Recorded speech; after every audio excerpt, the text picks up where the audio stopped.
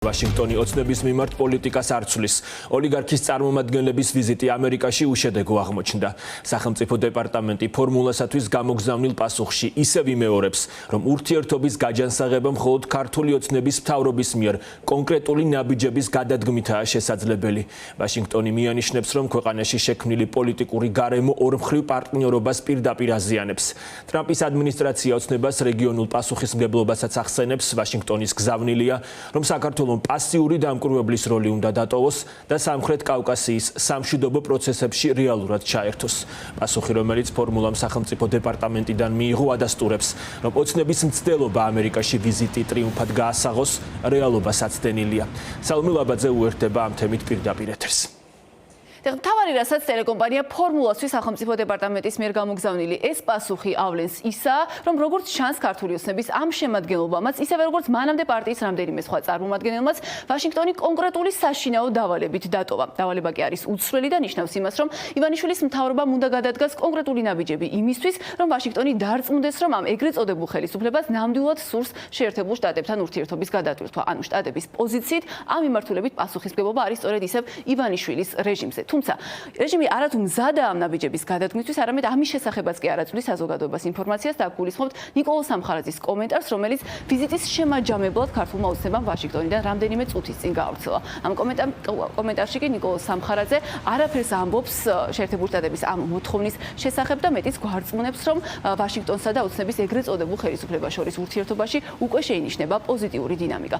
სამხარაძის კომენტარში საყურადღებო იყო ირანის შესახებ ნათქვამიც, ანუ ამ კომენტარით გავიგეთ, რომ კონგრესმენებმა, რომლებსაც შეხვდნენ ბოლოს ივანიშვილის პარტიის ეს წარმომადგენლები, მათ გაუზიარეს საკუთარი ხედვა, საკუთარი შეფასება ირანის მიმართ, რაც სავარაუდოდ ნიშნავს იმას, რომ ოცნებას ამ მიმართულებით პარტნიორებისგან კრიტიკის მოსმენა მოუწია, რადგან გვახსოვს, რომ რამდენიმე დღის წინ ომის დაწყების შემდეგ ქართულმა ოცნებამ აიათოლას რეჟიმსაც კი მიუსამძიმრა ალი ხამენეის დაღუპვის გამო, მანამდე კი მაშინ, როცა ვიზიტით სამხრეთ კავკასიაში იმყოფებოდა ამერიკის ვიცე-პრეზიდენტი, ოცნების გადაწყვეტილებით თბილისის ანძა ისლამური რესპუბლიკის დროშის სფერებში განათეს. საყურადღებოა ისიც, რომ ტელეკომპანია ფორმულამ იმის მიუხედავად, რომ კითხვა მანამდე გავუგზავნეთ სახელმწიფო დეპარტამენტს, სახელმწიფო დეპარტამენტიდან ეს პასუხი მიიღო ამ ვიზიტის დასრულების შემდეგ, რის გამოც შეიძლება ითქვას, რომ ეს განცხადება სახელმწიფო დეპარტამენტის შეიძლება მივიჩნიოთ ამ ვიზიტის ყველაზე ზუსტ აღწერად.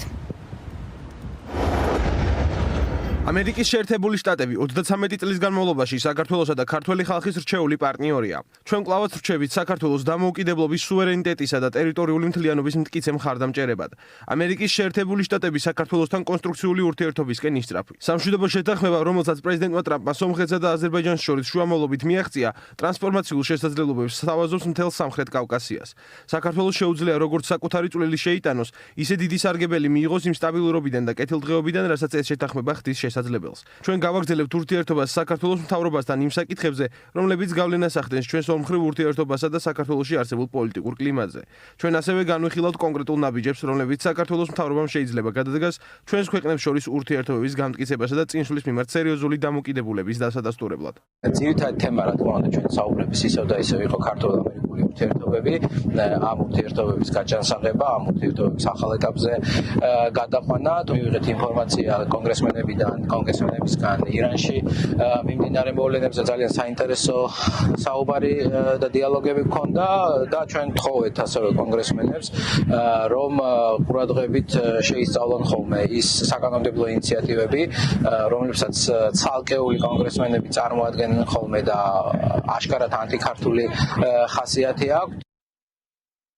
თუმცა ქართული ოცნება ამ ვიზიტის პოზიტიურად შეფუთვის მცდელობას არ წყვეტს და ასევე ცდილობს, რომ საკუთარ პროპაგანდას პოზიტიურად გაასაღებინოს ის ცვლილებას, რომელიც შეერთებულ შტატებში მარკ მალინს უკავშირდება. ეს არის სენატორი, რომელიც ახლოს შესაძლოა, რომ ტრამპის გადაწყვეტილებით ამერიკის შიდა უსაფრთხოების მინისტრად დაინიშნოს. მანამდე კი ის, როგორც უკვე გითხარით, იკავებს სენატორის პოზიციას და გვახსოვს იმით, რომ სწორედ მარკ მალინი იყო იმ სენატორებს შორის, რომელიც მეგობარი აქტის დამტკიცებას უწევდა წინააღმდეგობას. ეს კი ნიშნავს იმას, რომ თუ ეს ცვლილება განხორციელდება, მარკ მალინი დატოვებს სენატის შემადგენლობას და შესაბამისად ის აღარ იქნება იმ აქტორებს შორის, რომლებიც შეეცდებიან ამ აქტის შეფერხებას. თუმცა, როგორც უკვე გითხარით, ქართული ოცნება ცდილობს, რომ ეს ცვლილებას მისთვის სასარგებლო ცვლილებად მიაწოდოს საკუთარ აუდიტორიას პროპაგანდისტული მედიების გამოყენებით.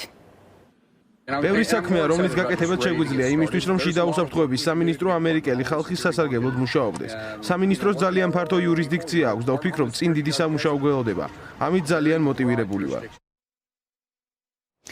როგორც გითხარით, მარკ მალინი იყო იმ სენატორებს შორის, რომელიც წინააღმდეგობას უწევდა სენატში მეგობარი აქტის დამტკიცებას. ახლა კი მას შემდეგ, რაც მან შესაძლოა დატოვოს სენატის შემადგენლობა, იმის ალბათობა, რომ მეგობარი აქტის დამტკიცების პროცესი ბოლომდე მივა, რეჟიმის კრიტიკოსების შეფასებით მხოლოდ იზრდება. მეგობარ აქტთან ერთად კი ისევ ჯო ვილსონის ინიციატივით არ არის გამორიცხული, რომ საკანონმდებლო ორგანოში შევიდეს კიდევ ერთი წინადადება, რომელიც მიზნად დაისახავს საქართველოში რუსული და ჩინური დაზვერვის სასარგებლოდ მომუშავე პირების გამოვლენას.